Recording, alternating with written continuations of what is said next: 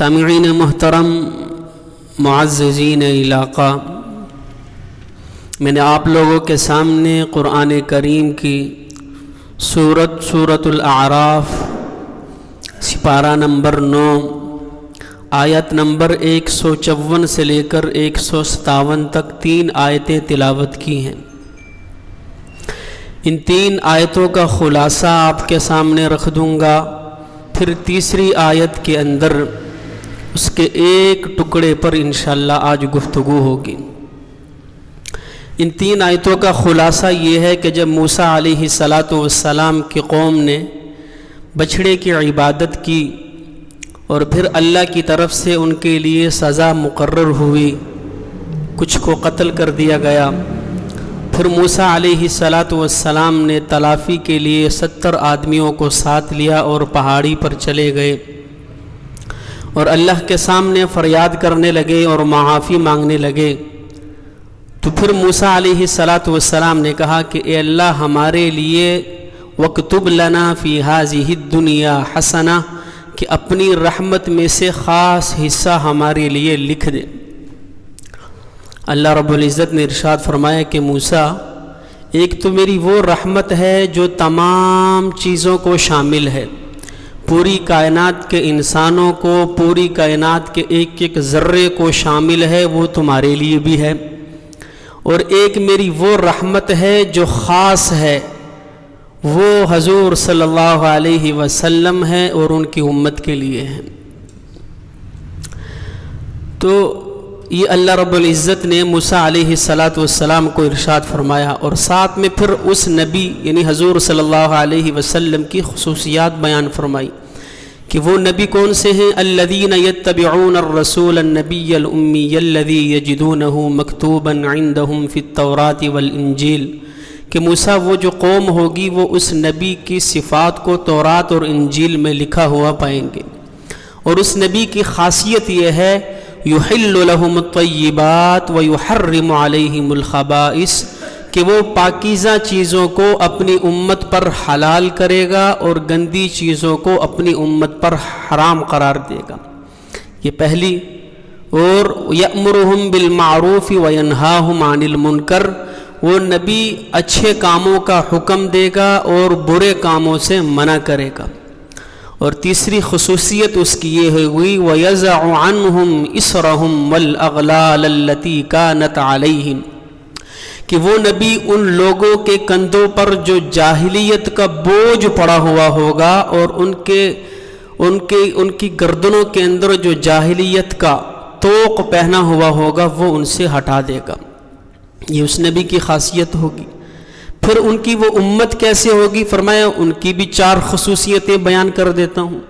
فالذین آمنوا، پہلی خاصیت یہ ہے کہ وہ لوگ اس نبی پر ایمان لائیں گے، وعزروہ، اور اس نبی کی تعظیم بھی کریں گے، ایمان لانے کے بعد اس نبی کی تعظیم کریں گے، ونصروہ، اور اپنے نبی کے مشن میں اس کے دستے بازو بنیں گے، یہ تیسری خصوصیت ہے۔ اور واتبعوا النور الذی انزل معہ، اور نبی جو نور یعنی قرآن کریم اپنے ساتھ لایا ہے اس کی اتباع کریں گے۔ اولئک هم المفلحون، بس یہی کامیاب لوگ ہیں۔ اس آیت کے اندر اللہ رب العزت نے 3 خصوصیات نبی کریم صلی اللہ علیہ وسلم کی بیان فرمائی اور 4 خصوصیات اس کی امت کی بیان فرمائی، کہ نبی اچھے کاموں کا حکم دے گا، برے کاموں سے منع کرے گا، یہ پہلی خصوصیت۔ پاک چیزوں کو ان پر حلال قرار دے گا، گندی چیزوں کو ان پر حرام قرار دے گا، یہ دوسری خصوصیت۔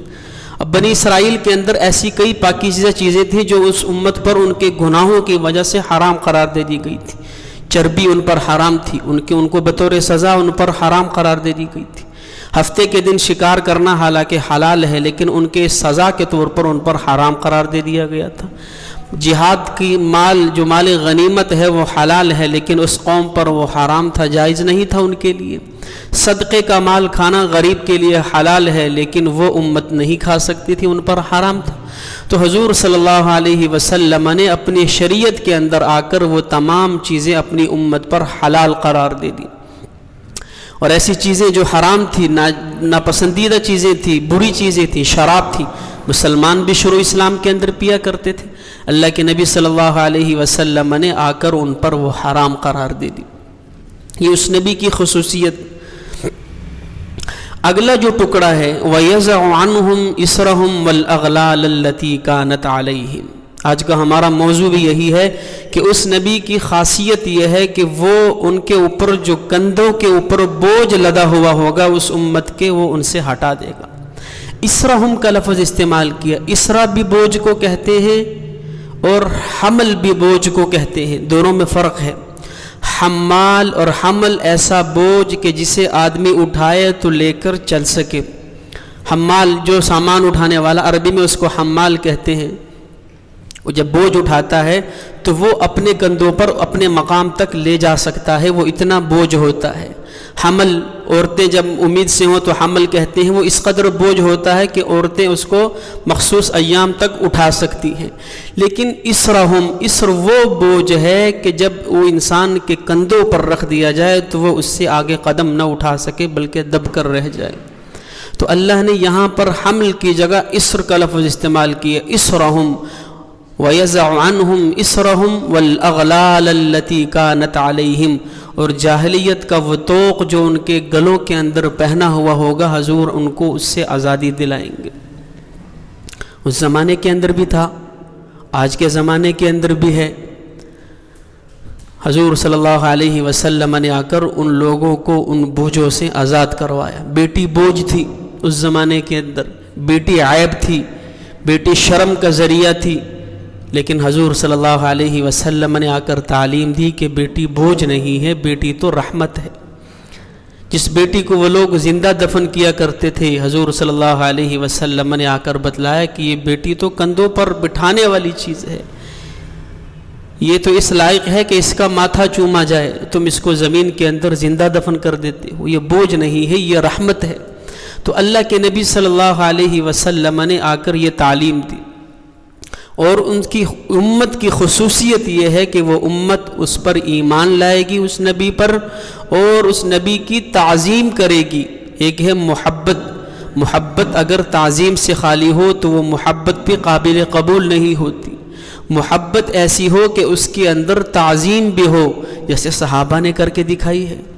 اب جب یہ آیت اتری وَلَا تَرْفَعُوا أَصْوَاتَكُمْ فَوْقَ صَوْتِ النَّبِيِّ کہ حضور صلی اللہ علیہ وسلم کے سامنے اپنی آوازوں کو بلند نہ کیا کرو، تو وہ صحابہ جن کی آوازیں تھی ہی بلند، اللہ نے ان کو اونچی آواز والا پیدا کیا تھا، انہوں نے گھروں سے مسجد میں آنا چھوڑ دیا۔ حضور پوچھتے ہیں کیوں نہیں آ رہے؟ جب بلایا جاتا یا رسول اللہ آیت اتری ہے، آپ کے سامنے آواز بلند نہ ہو، ہماری آواز ہے ہی اونچی، کہیں ہم سے جو ہے وہ بے ادبی نہ ہو جائے، اس لیے آنا چھوڑ دی۔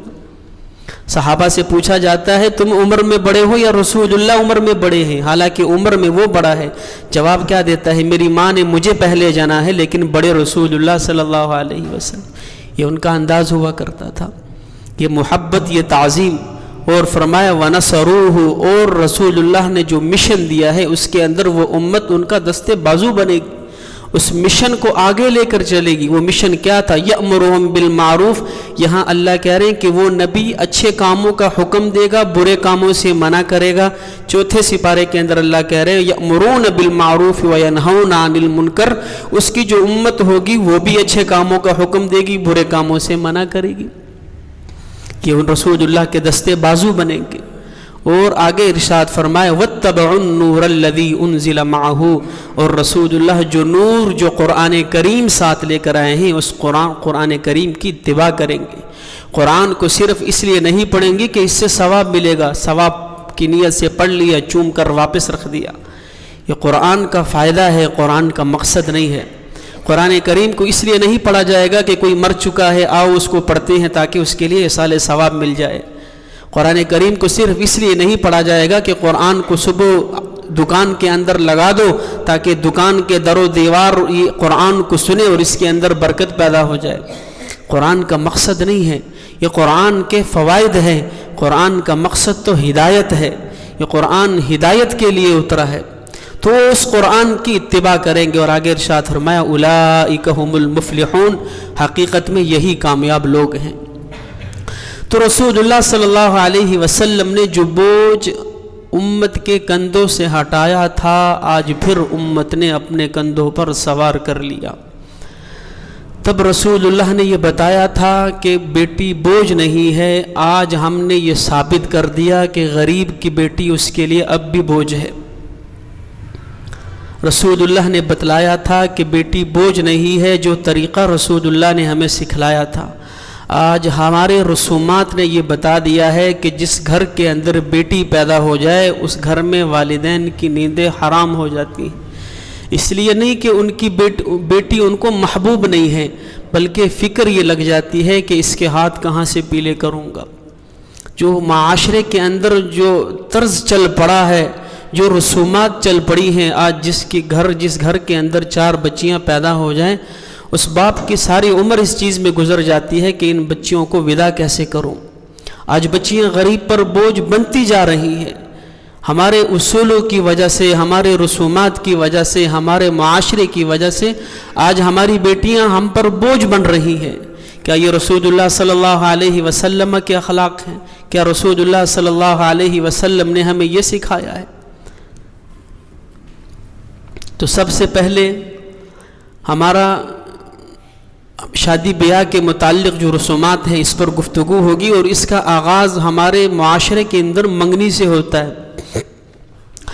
اب یہ منگنی جو ہے یہ در حقیقت ایک سنت عمل ہے، مسنون عمل ہے، لیکن وہ منگنی نہیں جو ہم کرتے ہیں۔ منگنی کسے کہتے ہیں؟ منگنی نام ہے کہ کسی کے گھر رشتے کا پیغام بھیجنا اور ان کا اس کو قبول کرنا، اسے منگنی کہا جاتا ہے۔ اور یہ رسول اللہ صلی اللہ علیہ وسلم سے ثابت ہے، انبیاء کرام سے ثابت ہے۔ یہ منگنی نہیں جو ہم کرتے ہیں کہ جب پورا ٹبر اس کے گھر چلا گیا ہے، وہ ان کے گھر آ رہے ہیں، پھر جب منگنی ہو رہی ہے لڑکی والے لڑکے کو تحائف دے رہے ہیں، لڑکے والے لڑکی کو تحائف دے رہے ہیں، اگرچہ ان کو سود پر پکڑنے کی ضرورت پڑے تو پکڑتے ہیں، لیکن ناک نہ کٹ جائے، عزت رہ جائے، خاندان میں میری عزت رہ جائے، میں مجبور ہوں کروں گا۔ لڑکے والوں نے تحائف دیے ہیں، لڑکی والوں کو دینے پڑیں گے۔ لڑکے والے نے انگوٹھی دی ہے، لڑکے والوں کو اس کے لیے گھڑی دینی پڑے گی، یہ ان کی مجبوری بن گئی ہے۔ لیکن منگنی اصل یہ چیز نہیں ہے، منگنی تو مسنون عمل ہے جو ہمیں رسول اللہ صلی اللہ علیہ وسلم سے ملتی ہے۔ اب حضرت علی رضی اللہ عنہ رسول اللہ کے پاس رشتے کا پیغام لے کر جاتے ہیں۔ فاطمۃ الزہرا کا رشتہ کا پیغام حضرت علی خود لے کر گئے ہیں، اور رشتے کی بات کی ہے، اللہ کے رسول نے قبول کی ہے، یہ منگنی ہے۔ اور اس کے اندر ایک اور عیب یہ پایا جاتا ہے ہمارے معاشرے کے اندر کہ لڑکے والے تو چلو رشتے کا پیغام لے کر چلے جاتے ہیں، لڑکی والے اس پیغام کو لے جانا عیب سمجھتے ہیں۔ ہم لڑکی والے ہیں، اگر ہم رشتہ لے کر چلے جائیں گے تو یہ عیب سمجھا جائے گا، وہ لوگ کیا کہیں گے کہ ہماری لڑکی اس قدر جو ہے وہ ارزاں ہے کہ ہم ان کے گھر پیغام لے کر چلے جائیں۔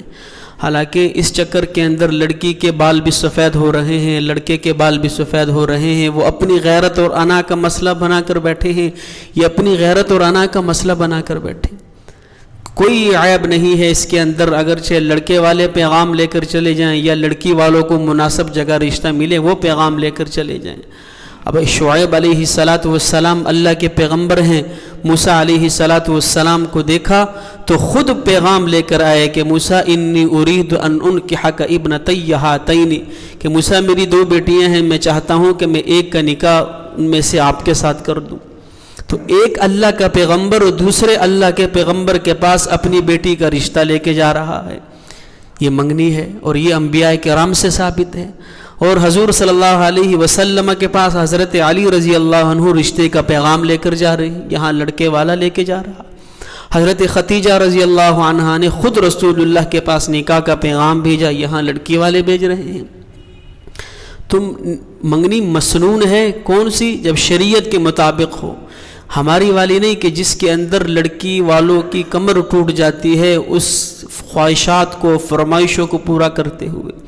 پھر ہوتا کیا ہے، لڑکے والوں نے تحائف دیے، لڑکی والوں نے تحائف دیے، کسی بات پر ان کی انبن ہو گئی، رشتہ ٹوٹتا ہے، تو وہ لڑکے والے اپنی چیزوں کا مطالبہ کر رہے ہیں، جو ہم نے تمہیں دیا تھا واپس بھیجو۔ لڑکی والے اپنی چیزوں کا مطالبہ کر رہے ہیں، جو ہم نے تمہیں بھیجا تھا واپس بھیجو۔ بھئی تم نے ہدیہ دیا تھا، تو ہدیہ دینے کے بعد کون واپس لیتا ہے؟ یہ تو ہدیہ ہوا نا کہ لڑکی والوں نے لڑکے کو کچھ پہنایا، وہ لڑکے کے لیے ہدیہ بن چکا ہے. اگر لڑکے والوں نے لڑکی کو کچھ پہنایا تو وہ لڑکی کے لیے ہدیہ بن چکا ہے. بلکہ بعض جگہ تو اس قدر بے مروتی ہوتی ہے کہ اس کے اوپر جو کھانے کا خرچہ ہوا ہوتا ہے لوگ اس کی بھی لسٹیں بنا کر بھیج دیتے ہیں کہ اس منگنی پر ہم نے یہ خرچہ کیا تھا لہٰذا واپس کرو.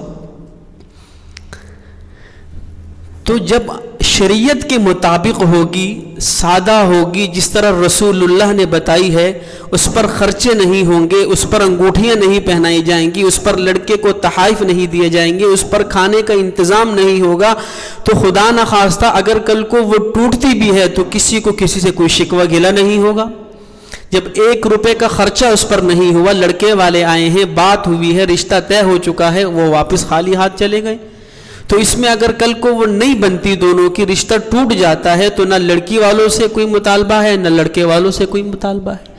مگر یہ کب ہو؟ جب وہ رسول اللہ صلی اللہ علیہ وسلم کے بتائے ہوئے طریقے کے مطابق ہو، ہمارے رسم و رواج کے مطابق نہ ہو.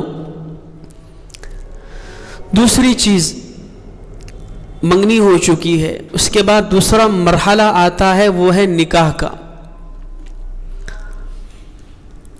نکاح رسول اللہ صلی اللہ علیہ وسلم نے بتایا، اعلنوا ھذا النکاح وجعلوہ فی المساجد، کہ نکاح کا اعلان کرو اور نکاح کو مسجدوں کے اندر کرو. یہ بات ہماری سمجھ میں آ جائے، یقین مانیں کہ لوگ بہت قسم کی فضول خرچی سے بچ جائیں. اللہ کے رسول صلی اللہ علیہ وسلم کہہ رہے ہیں کہ نکاح مسجد کے اندر کرو. اگرچہ علماء کہتے ہیں یہاں پر یہ امر وجوب کے لیے نہیں ہے، لیکن مستحب عمل تو ہے. رسول اللہ صلی اللہ علیہ وسلم کی حدیث موجود ہے کہ اللہ کے نبی صلی اللہ علیہ وسلم ارشاد فرما رہے ہیں کہ نکاح تم کرو مسجد کے اندر کرو. دیکھیں اللہ رب العزت نے سب سے پہلے ہمیں انسان بنایا، پھر ہمیں مسلمان بنایا، پھر رسول اللہ صلی اللہ علیہ وسلم کا امتی بنایا. انسان بنایا، انسان اور جانوروں کے درمیان فرق ہو چکا ہے. انسان بننے کے بعد انسان کی ضرورت ہے کہ وہ میاں بیوی کا تعلق قائم ہوتا ہے، پھر اس کے بعد ان کی اولاد کا ایک سلسلہ چلتا ہے. یہ انسان کی بھی ضرورت ہے، یہ جانور کی بھی ضرورت ہے. جانور میں سے بھی مرد اور عورت، نر اور مادہ ملتے ہیں، ان سے بھی ایک اولاد کا ذریعہ چلتا ہے. انسانوں سے بھی ملتے ہیں، ان سے بھی ایک اولاد کا ذریعہ چلتا ہے. دونوں کے درمیان فرق رکھا گیا ہے کہ انسان میں جب مرد اور عورت ملتے ہیں یہ ایک قیود کے ساتھ ملتے ہیں، قیودات کے ساتھ ملتے ہیں، اور جانوروں کے درمیان کوئی قیودات نہیں ہوتی، وہ جس طرح جب چاہے مل لیتے ہیں. لیکن انسان جب ملتا ہے تو کچھ قیودات کے ذریعے سے ملتا ہے. اگرچہ وہ مسلمان ہیں، غیر مسلم ہے، یہودی ہے، عیسائی ہے، ہر ایک اس کو نکاح کا درجہ دیتا ہے. ہر ایک مذہب کے اندر ایک نکاح کا ایک عام طریقہ پایا جاتا ہے. اگرچہ نظریے الگ الگ ہیں، مسلمان کے لیے نکاح ہے، ان کے لیے بندھن ہے، ان کے لیے ایجاب و قبول ہے، لیکن انسانیت کے ناطے انسان اور جانوروں کے درمیان یہ فرق ہے کہ انسان اس کو ایک قید کے ساتھ، ایک قیودات کے ساتھ متعین کرتا ہے، اور جو جانور ہوتے ہیں وہ ایک بغیر کسی قید کے جب چاہا مل لیا، جس طرح چاہا اولاد کا ذریعہ جاری کر دیا. یہ تو پہلا فرق ہے انسان اور جانوروں کے درمیان. پھر دوسرا فرق انسانوں میں مسلمان اور غیر مسلم کے درمیان ہے. مسلمان نکاح کرتا ہے، کس لیے کرتا ہے؟ نمبر 1 اولاد کے حصول کے لیے، یہ ہمارے نکاح کا مین مقصد ہے. دوسرا ہم نکاح کرتے ہیں اس کو اللہ کی عبادت سمجھتے ہوئے. نکاح کے 2 مقصد ہیں، نکاح کے 2 حصول ہیں. نمبر 1 ہم اسے اللہ اور اس کے نبی کا حکم اور عبادت سمجھتے ہوئے کرتے ہیں. نمبر 2 اس سے ہم اولاد کا ذریعہ سمجھتے ہوئے کرتے ہیں کہ اللہ اس سے اولاد کا ایک ذریعہ شروع کر دے. غیر مسلم بھی نکاح کرتا ہے، ایک مقصد ان کا بھی اولاد کا حصول ہوتا ہے، دوسرا مقصد وہاں عبادت نہیں بلکہ وہاں عیاشی ہوتی ہے، دوسرا مقصد وہاں خواہش پوری ہوتی ہے. ایک مقصد تو ہمارے ساتھ ملتا ہے کہ وہاں بھی اولاد کا حصول ہے، یہاں بھی اولاد کا حصول ہے، لیکن وہاں عیاشی اور خواہش پوری ہو رہی ہے، یہاں اللہ کی عبادت سمجھ کر کیا جا رہا ہے. یہ فرق ہے مسلمان اور غیر مسلم کے درمیان. تو اب جب ہم اس کو عبادت کی نیت سے کرتے ہیں تو میں آپ سے پوچھتا ہوں کہ عبادت کی سب سے بہترین جگہ اور بہترین مقام کیا ہے؟ کیا عبادت بازار کے اندر کی جاتی ہے یا عبادت مساجد کے اندر کی جاتی ہے؟ غیر مسلم نکاح کر رہا ہے عیاشی سمجھتے ہوئے، وہ بازار کے اندر کر رہا ہے. وہ جب گرہ لگاتے ہیں، بندھن باندھتے ہیں، تو ایک بازار کے اندر یہ کام ہو رہا ہے. لیکن مسلمان اس کو عبادت سمجھ کے کر رہا ہے، اور عبادت کا سب سے بہترین مقام مسجدیں ہیں. مسجد سے بڑھ کر عبادت کے لیے کوئی اور مقام نہیں ہے. اس لیے ہمیں کہا گیا کہ تم نکاح کرو مسجدوں کے اندر کرو. دوسرا فرق کہ مسلمان جب عبادت کرتا ہے تو مسلمان کی عبادت کے اندر عورت اور مرد کا اختلاط نہیں ہوتا. غیر مسلم چونکہ وہ عبادت سمجھ کے نہیں کر رہا، تو وہاں مرد اور عورت کا اختلاط بھی ہو جائے کوئی فرق نہیں پڑتا. ہم نکاح کو عبادت سمجھ کے کرتے ہیں، اور عبادت کے اندر مرد اور عورت کا اختلاط نہیں ہوتا. لیکن آج کا ہمارا معاشرہ اور ہمارا ماحول بن چکا ہے کہ ہمارا نکاح جب ہوتا ہے وہاں جو ہے شادی حالوں کے اندر مرد اور عورت کا اختلاط ہو. یا تو پھر اس کو عبادت کے زمرے سے نکال دو، عبادت نہ سمجھو. اگر تم اس کو عبادت سمجھتے ہو تو عبادت کے اندر مرد اور عورت کا اختلاط نہیں ہے. مرد مردوں والی جگہ پر اور عورتیں والی جگہ پر. تیسرا کہ عبادت جب مسلمان کرتا ہے تو مسلمان کی عبادت کے اندر ناچ گانے اور طبلے نہیں ہوا کرتے. چونکہ غیر مسلم اس کو عیاشی کے لیے کر رہا ہے تو اس کی وہ اولاد کا ذریعہ اور عیاشی سمجھتا ہے. وہ ناچے گائے طبلے بجائے، وہ ان کا اپنا فعل ہے. لیکن ہم اس کو عبادت سمجھ کے کر رہے ہیں تو عبادت مسلمان کی عبادت کے اندر ناچ گانے نہیں ہوا کرتے، طبلے نہیں ہوا کرتے. لیکن آج ہماری محفلوں میں اور ہیں، یہاں نکاح خواہ بیٹھا ہوا ہے، نکاح کے انتظار میں ہیں، بغل کے اندر اس نے وہ کتابچہ رکھا ہوا ہے، وہاں ناچ گانے چل رہے ہیں. جیسے ہی نکاح شروع ہوتا ہے گانا تھوڑی دیر کے لیے بند کر دیا جاتا ہے، پھر جیسے ہی نکاح کا ماحول ختم ہوتا ہے فوراً گانے چل پڑتے ہیں. یہ مسلمان کا طرز عمل تو نہیں ہے، یہ رسول اللہ صلی اللہ علیہ وسلم کا بتایا ہوا طریقہ تو نہیں ہے. پھر مسلمان جب عبادت کرتا ہے تو اس عبادت کے اندر وہ اپنا بھی خیال رکھتا ہے، دوسروں کا بھی خیال رکھتا ہے. اب دیکھیں دوسروں کا خیال کیسے ہے. دوسروں کا خیال یہ ہے کہ جو آنے والی مہمان ہیں اس کے لیے اللہ کی نبی نے حق مہر مقرر کر دیا ہے. یہ عبادت ہے، اس لیے میں اپنے ساتھی کا خیال بھی رکھوں گا اور حق مہر دیا جائے اس کو، تاکہ وہ بھی خوش ہو، کل کو اپنے خاندان کے اندر بتائے، اپنی سہیلیوں کو بتائے کہ مجھے میرے شوہر نے اس قدر حق مہر دیا ہے. تو یہ مسلمان کی عبادت ہے. اور مسلمان کی عبادت کے اندر خطبہ ہوتا ہے، مسلمان کی عبادت کے اندر قرآن کی تلاوت ہوتی ہے، مسلمان کی عبادت کے اندر دعا کا اہتمام ہوتا ہے، مسلمان کی عبادت کے اندر درود پاک پڑھا جاتا ہے. اور کافر چونکہ وہ عیاشی کے لیے کر رہا ہے، ان کے ہاں یہ اہتمام نہیں ہے. تو یہ عبادت قرآن کی تلاوت، اس کا سب سے بہترین جو مقام ہے وہ مساجد ہیں. اس لیے حضور صلی اللہ علیہ وسلم نے ارشاد فرمایا کہ تم نکاح کو مسجدوں کے اندر کیا کرو. اور ایک اور فرق، اگر آپ شادی حال کے اندر کرتے ہیں یا لڑکی والوں کے گھر کرتے ہیں، آپ بتائیے کہ وہ کتنا خرچہ کریں گے. مہمانوں کے لیے کرسیاں لگائیں گے، مہمانوں کے لیے قالین بچھائیں گے، مہمانوں کے لیے جنریٹر کا انتظام کریں گے، مہمانوں کے لیے اور 20 انتظام کریں گے. کس قدر خرچہ بڑھ جائے گا. اگر ہم یہی نکاح کا پروگرام مسجد میں کرتے ہیں، پنکھے لگے ہوئے ہیں، قالین بچھے ہوئے، جس نے کرسی پر بیٹھنا کرسی پر بیٹھ جائے، کوئی خرچہ نہیں ہوگا، کس قدر خرچہ بچ جائے گا. پھر ایک اور فرق کہ عیسائی جو لوگ ہیں ان کے ہاں ابھی تک انہوں نے پادریوں کی یہ عزت رکھی ہوئی ہے کہ اگر شہزادہ اور شہزادی کا بھی نکاح ہو رہا ہے تو وہ بھی چرچ کے اندر آئیں گے اور پادری کے سامنے کھڑے ہو کر ایجاب و قبول کریں گے. لیکن ہمارے ہاں کیا ہے کہ امام مسجد کو اٹھا کر جو ہے وہ اس مقام پہ لے جایا جاتا ہے. عصر کے ٹائم کا بیچارہ بیٹھا ہوا ہے، عصر بھی گزر رہی ہے، مغرب بھی گزر رہی ہے، بارات ابھی آئی نہیں ہے، مولوی صاحب تھوڑا انتظار کر لیں. تو رسول اللہ صلی اللہ علیہ وسلم نے ارشاد فرمایا نکاح کو مسجدوں کے اندر کرو، اس سے دین اور دنیا دونوں کا فائدہ ہے. پھر نکاح کے اندر جب نکاح ہوتا ہے اس کے اختتام پر دعا کی جاتی ہے.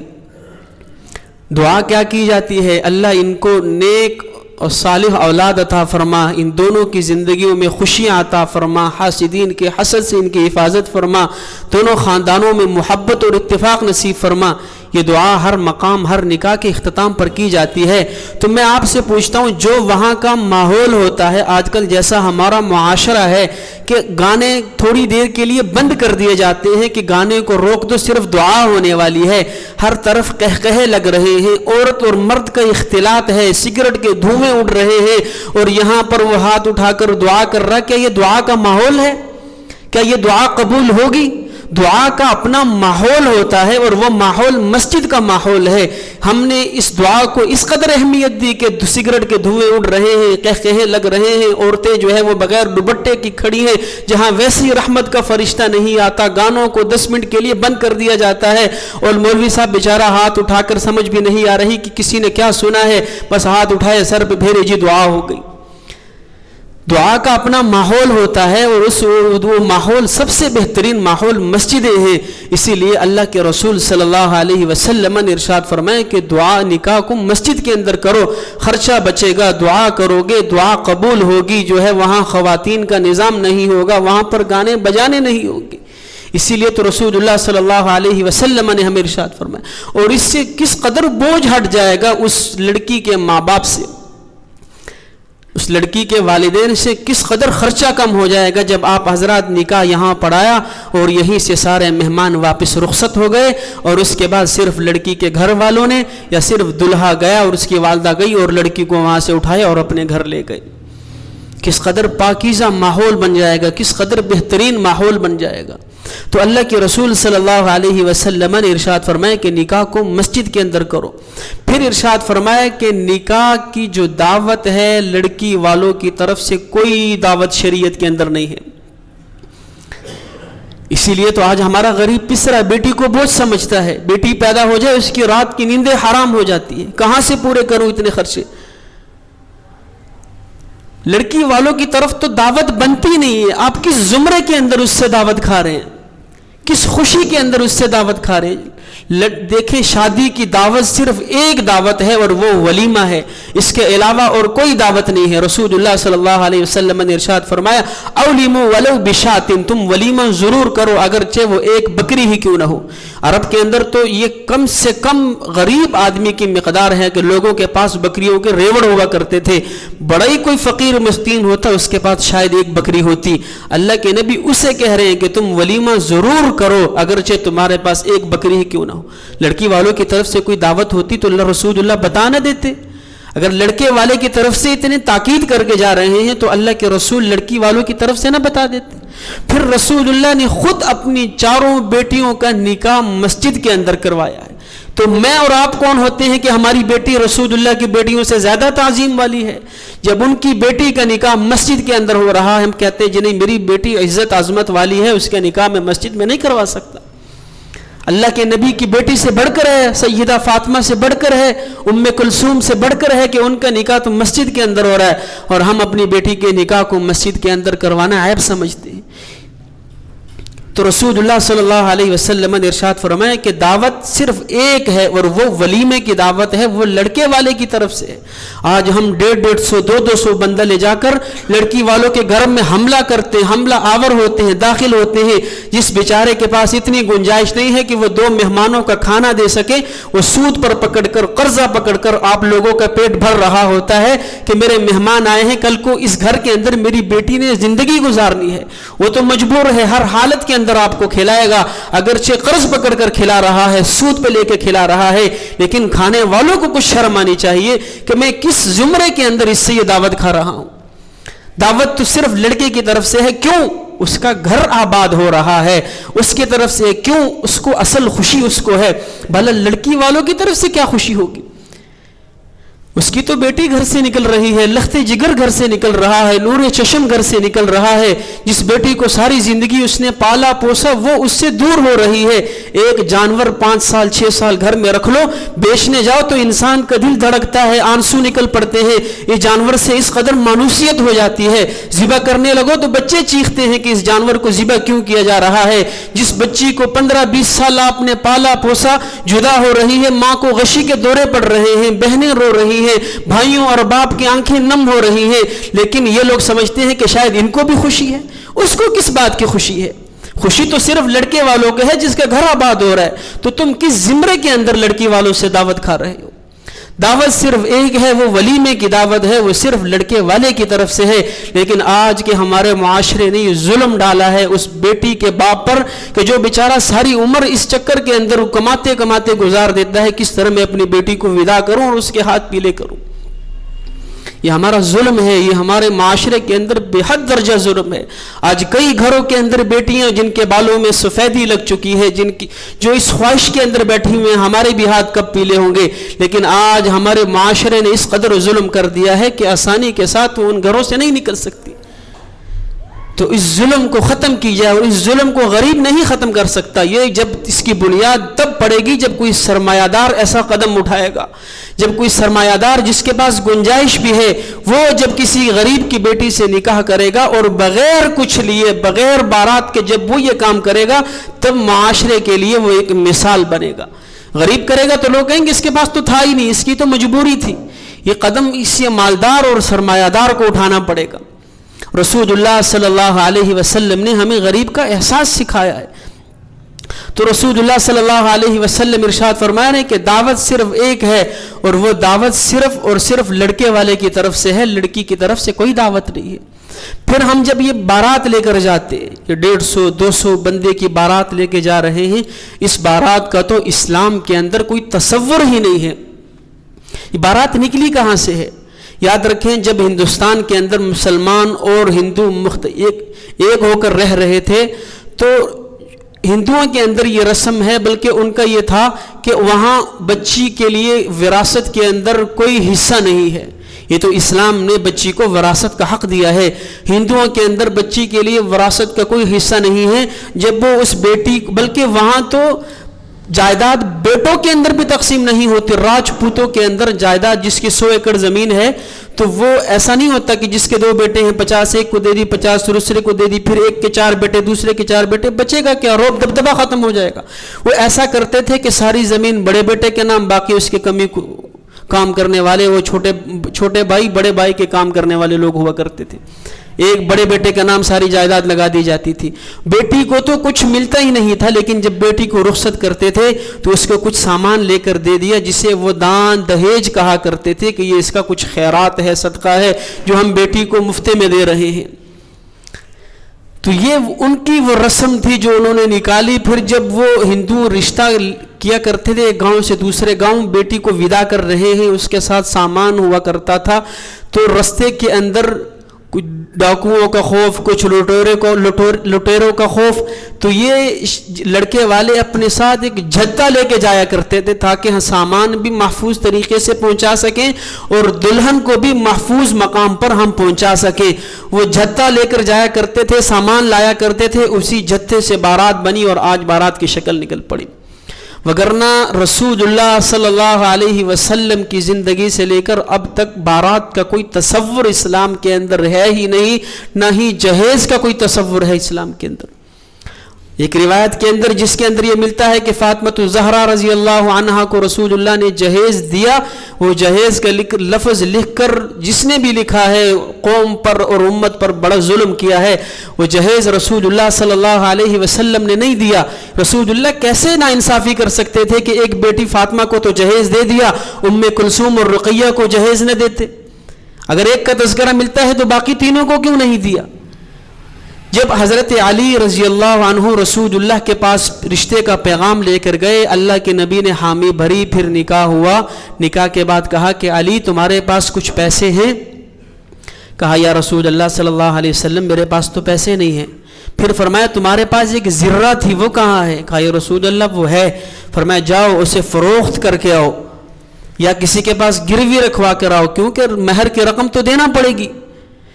حضرت علی گئے, حضرت عثمان ذی النورین رضی اللہ عنہ نے وہ زرہ خریدی 30 درہم کے بدلے میں, اور کچھ دنوں کے بعد واپس ان کو ہدیہ کر دی. اس وقت خریدی تاکہ حضرت علی کے نفس عزت پر ٹھیس نہ پہنچے کہ میں ان کو فری میں دے دوں, یہ وہ غیرت مند آدمی ہے, کیا کہیں گے مجھے عثمان نے خیرات دے دی. اس وقت زرہ خریدی، 30 درہم دیے، وہ لا کر رسول اللہ کے سامنے حضرت علی نے رکھ دیے۔ اور یاد رکھیں کہ حضرت علی فقراء صحابہ میں سے تھے، جیسے سلمان فارسی تھے، ابو الدرداء تھے، ابو ذر غفاری تھے، حضرت علی بھی انہی میں سے تھے۔ اور حضرت علی کا کوئی کفیل نہیں تھا، بلکہ رسول اللہ صلی اللہ علیہ وسلم کی پرورش میں تھے، جیسے رسول اللہ اپنے چاچا عبد المطلب ابو طالب کی پرورش میں تھے، اسی طرح حضرت علی رسول اللہ کی پرورش میں تھے۔ اگر حضرت علی کا نکاح کسی اور جگہ ہو جاتا پھر بھی ان کے مہر کا، ان کی چیزوں کا بندوبست کر کے دینا رسول اللہ کی ذمہ داری تھی، کیونکہ حضرت علی انہی کی پرورش میں تھے اور حضور صلی اللہ علیہ وسلم کے علاوہ ان کا کوئی نہ تھا۔ تو رسول اللہ نے وہ زرہ بکوائی، 30 درہم لا کر جمع کروائے، کچھ اس میں سے رسول اللہ نے اندر عورتوں کو بھیجا کہ جاؤ اس سے میری بیٹی فاطمہ کو تیار کرو، اور کچھ رسول اللہ نے اس سے ایک جو ہے وہ 2 تکیے خریدے، ایک رسول اللہ صلی اللہ علیہ وسلم نے اس سے مشکیزہ خریدا، ایک رسول اللہ صلی اللہ علیہ وسلم نے اس سے چکی خریدی، کچھ ضرورت کی چیزیں اور خریدی، اور باقی سے حق مہر ادا کر دیا گیا۔ تو وہ رقم حضرت علی کی رقم تھی جو انہوں نے زرہ فروخت کر کے لائے تھے۔ بعض لوگ کہتے ہیں جی جہیز تو حضرت فاطمہ رضی اللہ عنہ کا بھی ملا تھا، اس نام پر جو ہے وہ لاکھوں کروڑوں کا جہیز دے رہے ہیں اور اس نام پر لوگ وصول بھی کر رہے ہیں۔ تو اسلام کے اندر جہیز کا کوئی تصور نہیں ہے۔ اگر رسول اللہ جہیز دیتے تو ام کلثوم کو بھی دے دیتے جب ان کا نکاح حضرت عثمان ذی النورین کے ساتھ ہوا، لیکن نہیں، حضرت علی ان کی پرورش میں تھے اور وہ زرہ رسول اللہ نے ان سے فروخت کروائی۔ لیکن آج ہم اس جہیز کے نام پر جو ہے وہ اتنا مانگتے ہیں کہ غریب آدمی، بلکہ یہ 10-15 دنوں کی بات ہے کہ ہمارے ہی علاقے کے اندر ایک جگہ رشتہ طے ہوا، مجھے خبر پہنچی کہ جب وہ بارات لے کر آئے اور دلہن سجی بیٹھی ہے، مہمان آئے ہوئے ہیں، باراتیوں نے کھانا کھایا، رخصتی کا وقت ہے، نکاح ہونے لگا، تو وہ لڑکے والے کہنے لگے جی لکھ کر دو، لڑکی کے والد سے تم 2 لاکھ روپے بھی دو گے۔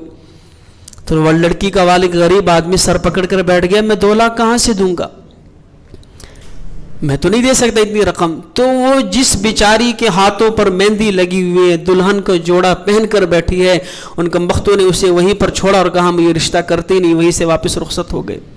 یہ ہمارے معاشرے کا حال ہے، یہ ہر گھر کا حال ہے کہ اس قدر ظلم ہوتا ہے غریب کے ساتھ۔ آج اسی لیے تو غریب کی بچی اس پر بوجھ بن رہی ہے۔ تو اسلام کے اندر بارات کا کوئی تصور نہیں ہے، اسلام کے اندر جہیز کا کوئی تصور نہیں ہے۔ لڑکی والوں کی طرف سے اسلام نے 1 روپیہ کا ذمہ نہیں ڈالا۔ جو تمہیں بیٹی دے رہا ہے اس سے بڑھ کر تمہیں اور کیا چاہیے؟ مجھے سمجھ میں نہیں آتی کہ مرد کی غیرت پتہ نہیں کہاں چلی جاتی ہے۔ ویسے تو بڑا غیرت والا کہلاتا ہے۔ کوئی مہمان، کبھی کسی مہمان کو کہا ہے کہ میرے گھر آ رہے ہو تو اپنے ساتھ برتن لیتے آنا تاکہ میں تمہیں اس میں کھانا کھلا سکوں؟ کبھی کسی نے کہا مہمان کو میرے پاس آ رہے ہو تو بستر لیتے آنا، تم نے رات اس کے اندر آرام بھی کرنا ہے۔ تو دلہن سے بڑھ کر بھی کوئی مہمان ہوا کرتی ہے۔ یہاں ہماری غیرت مر جاتی ہے کہ تم آ رہی ہو تو بستر بھی اپنے والد سے لے کر آنا تاکہ میں بھی اس میں آرام کروں، تم آ رہی ہو برتن بھی لے کر آنا، میرے گھر کے اندر برتن نہیں ہے، میں نے اس میں کھانا کھانا ہے، تم آ رہی ہو اپنے ساتھ اور چیزیں لے کر آنا، میرے پاس کچھ نہیں ہے تاکہ میں اس کے اندر آرام کر سکوں، اس گھر کے اندر رہ سکوں، ان برتنوں کے اندر کھا سکوں۔ جس باپ نے بیٹی دے دی ہے، 15-20 سال اس کو پالا پوسا اور لخت جگر نور چشم دے دیا ہے، اس سے بڑھ کر تمہیں اور کیا چاہیے؟ یہاں آ کر ہماری غیرت مر جاتی ہے۔ تو اسلام نے عورت کے طرف سے 1 روپیہ کا خرچہ نہیں ڈالا، بارات کا کوئی تصور نہیں ہے، اسلام کے اندر جہیز کا کوئی تصور نہیں ہے، اسلام کے اندر لڑکی والوں کی طرف سے کھانے پینے کا کوئی تصور نہیں ہے۔ ہم یہ جو کہتے ہیں کہ حضرت فاطمہ الزہرا رضی اللہ عنہ کا جہیز دیا گیا، وہ حضرت علی رضی اللہ عنہ کی اپنی زرہ تھی جو انہوں نے فروخت کروائی تھی۔ بہرحال اگر ان چیزوں کو ختم کر دیا جائے جیسے رسول اللہ صلی اللہ علیہ وسلم نے ہمیں طریقہ سکھایا ہے، تو خود سوچے کہ غریب کی بیٹی کبھی اس پر بوجھ نہ بنے، کس قدر آسانی ہو جائے ہمارے معاشرے کے اندر جب ایک آدمی کو یہ پتا ہو کہ میری بیٹی جوان ہو جائے گی اور اسی جوڑے کے اندر اس کے سسرال والے اس کو لے کر چلے جائیں گے، مجھے کھانا پکانے کی ضرورت نہیں ہے، مجھے جہیز کے سامان کی ضرورت نہیں ہے، مجھے مہمانوں کو کھلانے پلانے کی ضرورت نہیں ہے۔ آج تو ہم جہاں رشتہ کرتے ہیں اس کی کمر توڑ دیتے ہیں، منگنی پہ جا رہے ہیں تب دعوت، نکاح پہ جا رہے ہیں تب دعوت، بارات پہ جا رہے ہیں تب دعوت، تیسرے پہ جا رہے ہیں تب دعوت۔ وہ اتنا پیسہ لائے کہاں سے؟ وہ بیٹی، اس نے بیٹی کیا پیدا کر دی، وہ تو مظلوم بن چکا ہے۔ ظلم کر بیٹھا ہے بیٹی پیدا کر کے. تو اسی لیے اللہ نے قرآن کے اندر کیا ارشاد فرمایا, وَيَزَعُ عَنْهُمْ إِسْرَهُمْ وَالْأَغْلَالَ الَّتِي كَانَتْ عَلَيْهِمْ. اس نبی کی یہ خاصیت ہوگی کہ وہ نبی اپنی قوم سے ان کے کندھوں پر جو بوجھ پڑا ہوا ہوگا وہ ہٹا دیں گے. رسول اللہ تو ہٹا کر چلے گئے ہیں, آج پھر ہم اپنے کندھوں پہ ڈال رہے ہیں. رسول اللہ صلی اللہ علیہ وسلم نے تو بتلایا تھا کہ بیٹی بوجھ نہیں ہوا کرتی, بیٹی تو رحمت ہوا کرتی ہے. آج ہم یہ ثابت کر رہے ہیں کہ نہیں, غریب کی بیٹی لازماً بوجھ ہوا کرتی ہے غریب پر, کیونکہ وہ اس کو جب گھر سے نکالے گا تو اس کی کمر ٹوٹ جائے گی. تو شریعت نے ہمیں یہ نہیں سکھایا, شریعت نے ہمیں احساس سکھایا ہے. خدا کے لیے غریبوں کے ساتھ تعاون کریں, ان کے ساتھ احساس کریں کہ جو رسول اللہ صلی اللہ علیہ وسلم کی سنت کو زندہ کریں جو اللہ کے نبی صلی اللہ علیہ وسلم نے ہمیں دی ہے. پھر اس کے بعد جو ہے وہ آخر کے اندر خطبہ ہوتا ہے, اور خطبہ کیا ہے؟ رسول اللہ صلی اللہ علیہ وسلم نے ارشاد فرمایا کہ خطبہ الحمدللہ نحمده ونستعینه ونستغفره ونؤمن به ونتوکل علیہ ونعوذ باللہ من شرور انفسنا ومن سیئات اعمالنا من يهده اللہ فلا مضل له. یہ خطبہ ہے. اس کے بعد رسول اللہ صلی اللہ علیہ وسلم نے نکاح کے موقع پر ہمیں 4 آیتیں بتائی ہیں. سورۃ النساء کی پہلی آیت ہے, سورۃ الاحزاب کی 2 آیتیں ہیں. یا ایھا الناس اتقوا ربکم الذی خلقکم من نفس واحدۃ وخلق منها زوجها وبث منهما رجالا كثيرا ونساء واتقوا الله الذي تساءلون به والارحام ان الله كان عليكم رقيبا. يا ايها الذين امنوا اتقوا الله وقولوا قولا سديدا يصلح لكم اعمالكم ويغفر لكم ذنوبكم. يا ايها الذين امنوا اتقوا الله حق تقاته ولا تموتن الا وانتم مسلمون. یہ 4 آیتیں رسول اللہ ہر نکاح کے موقع پر کہا کرتے تھے, اس سے پہلے خطبہ دیا کرتے تھے. اور ان 4 آیتوں کا نکاح کے ساتھ بڑا گہرا تعلق ہے, مگر وقت کم ہے. رسول اللہ صلی اللہ علیہ وسلم نے یہ 4 آیتیں کیوں خاص کی کہ ان 4 کا معاشرے کے ساتھ بڑا گہرا تعلق ہے. بہرحال اللہ رب العزت سے دعا ہے, خلاصہ کلام یہ ہے میری ساری گفتگو کا کہ نکاح کے اندر 6 چیزیں ہیں, اس کے علاوہ 7ویں چیز نکاح کے اندر شامل نہیں ہے. وہ خلاصہ یہ ہے کہ 2 فرض ہیں, 2 واجب ہیں, 2 سنتیں ہیں. 2 فرض کیا ہے؟ ایک پہلا فرض کہ نکاح کے اندر 2 گواہ ہو کم از کم, یہ ایک فرض ہے. اور نکاح کے اندر ایجاب و قبول ہو, یہ دوسرا فرض ہے. یہ نکاح کے 2 فرائض ہیں, 2 واجبات ہیں. پہلا واجب یہ ہے کہ نکاح کے اندر خطبہ ہو, دوسرا واجب یہ ہے کہ حق مہر دیا جائے عورت کو. 2 سنتیں ہیں. ایک سنت کے نکاح کے موقع پر لڑکے والے کھجوریں تقسیم کریں یا اس کو پھینک دیں, یوں مجمع کے اندر. دوسری سنت یہ ہے کہ لڑکا ولیمہ کرے. یہ 2 فرض, 2 واجبات, 2 سنت ہیں. چھٹی 7ویں چیز اس کے اندر کچھ بھی نہیں ہے. نہ لڑکی والوں کی طرف سے کوئی دعوت ہے, نہ منگنی کے موقع پر کوئی دعوت ہے, نہ جہیز کا اسلام کے اندر کوئی تصور ہے, نہ بارات کا کوئی تصور ہے. یہ ساری کے ساری ہندوانہ رسمیں ہیں. اس سے جو ہے وہ ہمارے معاشرے کے اندر بے حد درجہ بگاڑ آئے گا.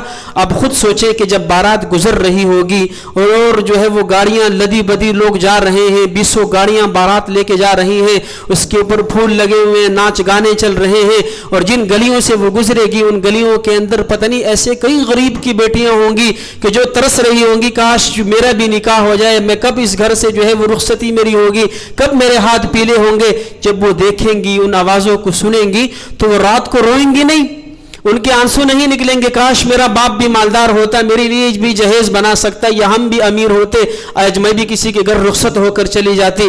جب وہ روئیں گی اور اس رونے کے نتیجے میں جو اللہ کی پھٹکار پڑے گی ہمارے اوپر, تو پھر طلاق جیسے نتائج نکلیں گے. اسی لیے شادی جتنی سادگی سے ہو جائے اتنا بہتر ہے. یہ اللہ اور اس کے رسول کا حکم ہے. اس کے اندر غریب کے ساتھ تعاون بھی ہے, احساس بھی ہے, اس کے ساتھ مدد بھی ہے. اللہ رب العزت سے دعا ہے کہ جو کہا سنا عمل کرنے کی توفیق عطا